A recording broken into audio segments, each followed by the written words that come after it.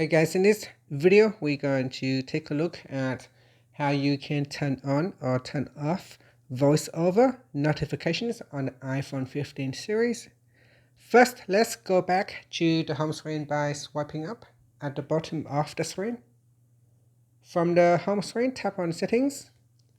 Now in the Settings page, scroll down and then tap on Notifications. Next, in here, scroll down and then tap on VoiceOver. At the top here is the Allow Notifications. So tap on the Allow Notifications toggle button to switch off or turn on VoiceOver notifications. After that, you can choose the type of alert it can send to you.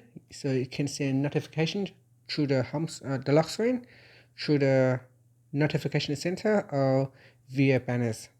And that's it. So by simply tapping on the checkbox, you can choose which type of alert to use. Finally, you can swipe up to go back to the home screen. Thank you for watching this video. Please like and subscribe to my channel for more videos.